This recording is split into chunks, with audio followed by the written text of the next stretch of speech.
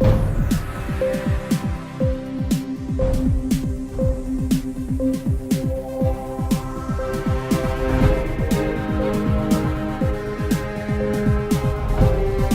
going on, everyone? I'm your host, Dylann, signing on with TLE TV, TLE News. I'm actually having to do a rebroadcast of this because when I did the live stream yesterday, there was a lot of playback issues. It kept skipping a lot of parts. So what we're going to do, I'm going ahead and doing a rebroadcast, a reshoot of it, and I'm going to just upload it. That way you'll be able to get the full scope, the full experience. Now, mind you, a lot of it is going to be redacted because the live stream is just off the cuff, going and going. Here at this point, I'm just doing a reshoot. I'm not going to go into everything, but I will go into the meat and potatoes of this subject. Now, the meat and potatoes of the subject is Dylann Roof. Dylann Roof should be innocent because it is not his fault he shot 9 people in a black church in South Carolina. It is not his fault. He is a victim. Yes, there are 9 black victims. We understand that. But guess what? According to pro-black logic that has been going on through the conscious community, has been pervasive within the conscious community, it is not the fault of the individuals who commit these crimes, commit these atrocities, commit these offenses, because at the end of the day, they're the ones that were being ingrained. They're the ones that were programmed. They're the ones that were trained to do these certain things. Now, mind you, Dylann Roof is not inherently evil, according to pro-black logic. He is not apparently evil, inherently evil. He was trained to do what he did, and he is a victim in this tragedy. His mother didn't birth them out with guns and a white supremacist mentality. It is something that was ingrained into him. It was something that was fed into him over time. Even his stepmother said in a news article you can read on daily, I believe it's dailykos.net if I'm not mistaken. I forget the exact website because it's something that I looked into earlier, and this is just a rebroadcast. But the stepmother said that Dylann would lock himself up in his room and watch evil YouTube videos for hours on end, and the culmination of all those evil videos that he watched was this Confederate flag toting white supremacist Dylann Roof that sat in a black church during Bible study for 45 minutes to an hour and then opened up on 9 black people. That is the story. Now, if you don't know, he was recently convicted guilty of killing those 9 black people. But according to pro-black logic, when they apply it to black people, it is not their fault. They were ingrained, they were trained, they were programmed, they were wired to do so. Black people are not stupid or dumb or deserving of imprisonment because what they do is trained, taught, programmed, and wired into them. Such can be called the case for Dylann Roof. It is something that was programmed, ingrained, trained, and wired in him. Not from birth, just like you say for black folks. Not from birth. He was born with it. It was over the culmination of time that this information was programmed into him. Now, this is really pervasive right now because of the fact that just last week and the week before, there's been a whole hoopla about the black men in Alabama that did the mannequin challenge posing with guns. And for those who haven't seen that video, I'm going to go ahead and play it for you right now. Just give me 1 second here.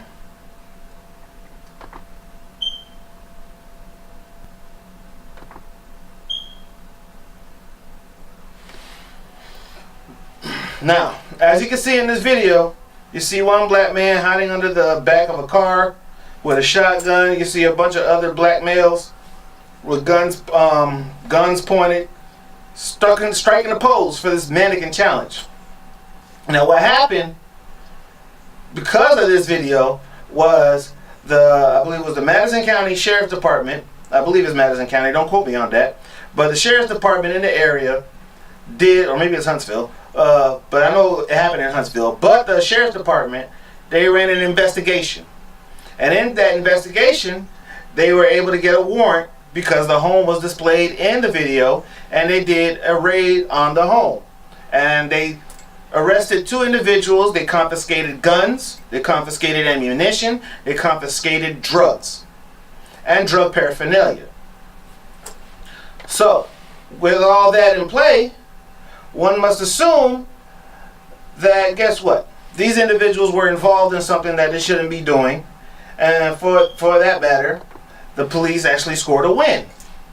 So now a lot of people, a lot of pro-blacks, a lot of conscious community, pseudo-conscious community actors have come out saying that it is not their fault.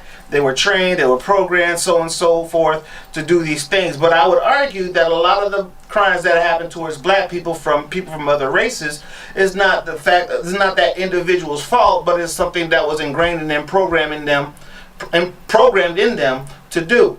They were programmed with this complex that anything black is beneath them. So a black life is not worth anything. Now, I'm not a supporter of Black Lives Matter because they took a very simple term of Black Lives Matter and they bastardized it, they corrupted it, and now everything just fits under this Black Lives Matter. And Black Lives Matter is not a black movement, regardless of the name black in the title. It is not a Black Lives Matter movement. But this is not the point of the video. The point of this video is to say that, according to pro-black logic,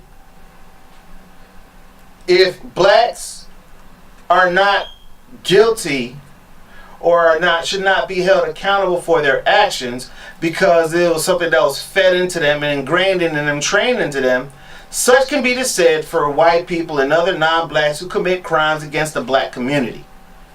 Plain and simple. It's very easy, very simple.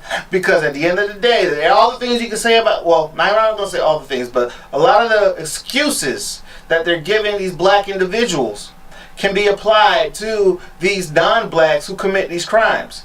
Because they say that the blacks, that they were programmed. You can say the same thing for the non-blacks. They weren't born racist. They weren't born with a superiority complex. They weren't born with that. That was something that was programmed into them. That was something that was trained into them. And now you have the pro-black community, the conscious community, calling for a raid, an investigation into the white mannequin challenge.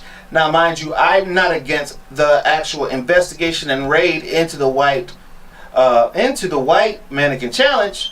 However, I do want to say that you cannot use the excuse and then not be able to apply that same excuse to people of non-black origin. It doesn't work. It does not work because that is something that can be argued for them as well. That is something that was ingrained in them, something that was trained in them. You take a black child, you take a white child, you put them together without any programming about race into them, and you see they play together with no problem. They play together, they have fun, they just two kids playing. Once all this other BS is fed into them, next thing you know, you start to see the rise of the white supremacy. You start to see the rise of either the black inferiority or the black superiority complex. You see that rise comes in. That's what it is. But now, for those who haven't seen the White Mannequin Challenge, to go ahead and play it for you real quick right now.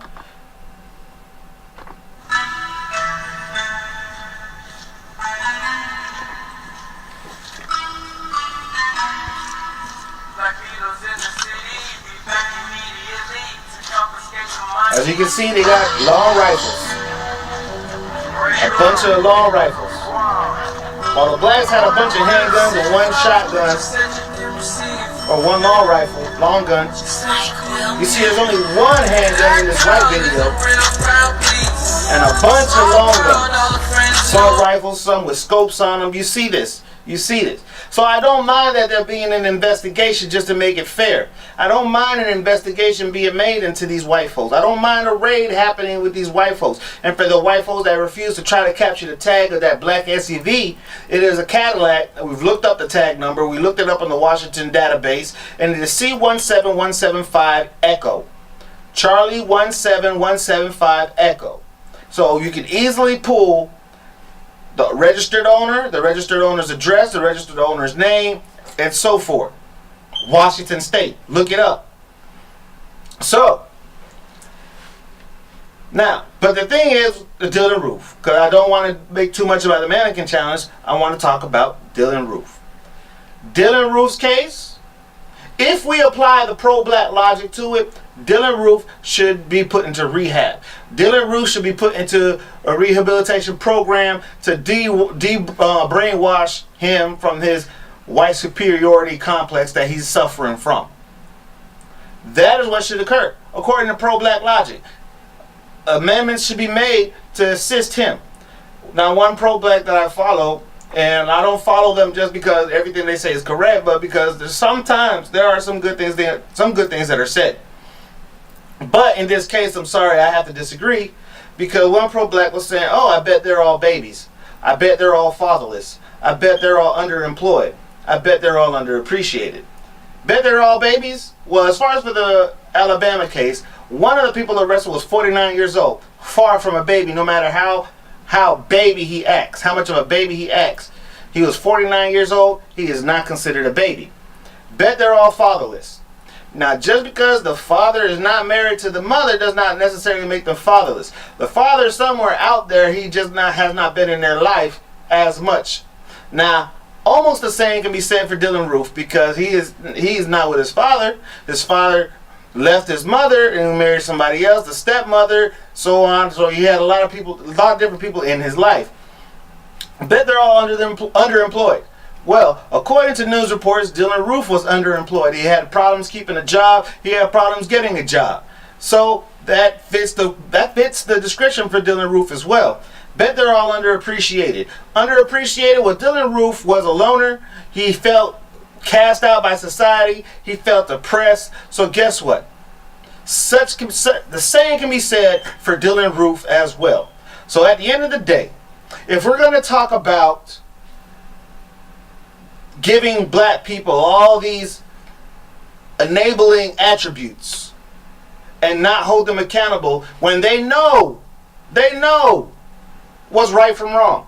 Regardless of what's trained, you know what's right from wrong. You know what will happen. But if the society wants to propagate the heralding of black activities, or I take that back, illegal activities, bad activities, and making them good, making them celebrated, making them heralded in the eyes of the young people, well, guess what? Same can be said for Dylann Roof in his case.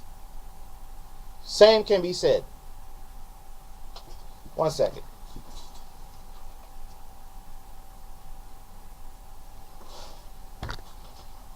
So, with that being said, in my opinion, Dylann Roof, in my opinion, personal opinion, Dylann Roof is guilty. He is guilty of killing 9 black people. Now, there was that story about the one inmate that beat up Dylann Roof in jail and received all kinds of money on his commissary and was able to post bail and so on. I think that story was fed to mainstream. And here's why. Black people, the value of our life has been programmed where it is not worth as much.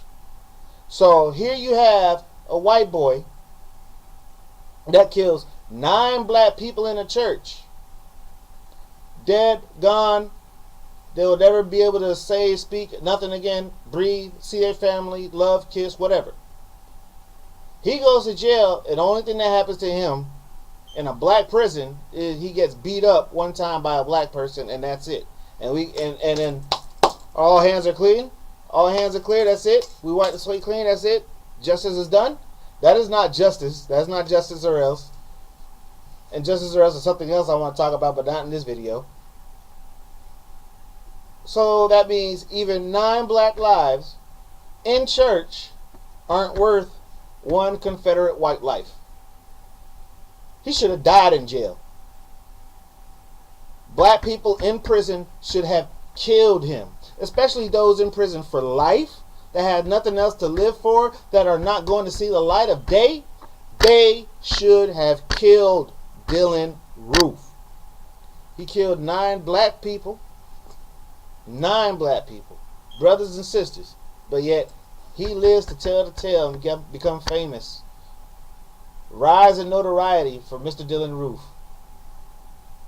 So, anyway, Dylann Roof, I think you got off lucky. You got off lucky. Pro-blacks, I believe you're retarded. You're ridiculous if you're going to enable these young black males to continue to be savages, to continue to be destructive, to continue to be violent and vicious and to continue to perpetuate this stigma that has been placed on the black community. We need to stop enabling them, stop letting them feel entitled, and what we need to do, start holding them accountable. And as we hold them accountable, we provide some re-education training. Re-education training. Now maybe what we could do is give them reduced sentences in conjunction with this re-education training. That way they pay the price for what they've done, but they also receive a re-education training so when they come out, they don't come out as destructive as they were before or worse. Because just sitting in the prison and not providing any re-education just reaffirms their current state of beliefs and mindset. That's it. You don't like it? I don't care. Like I said, this is just a rebroadcast. I cut a lot of things short. I cut a lot of things out because everything before was just off the cuff, off the top of the dome. Anyway, this is Lyrical Elitist, TLE TV. I'm your host, NH Labdouni. Make sure you check out our Facebook, facebook.com/Lyrical Elitist. Visit the website, lyricalelitist.com/ Actually, there's no slash, unless you want to go to the other pages. But visit the website, lyricalelitist.com. Check us out on YouTube, Lyrical Elitist, as well as TLE TV. Instagram, TLE TV. Once again, I'm your host, NH Labdouni. Hit subscribe, hit like. If you want to donate to what we're trying to do here, what we're trying to get off the ground, go to patreon.com/TLE News. That's patreon.com/TLE News with the S, not a Z. Thank you.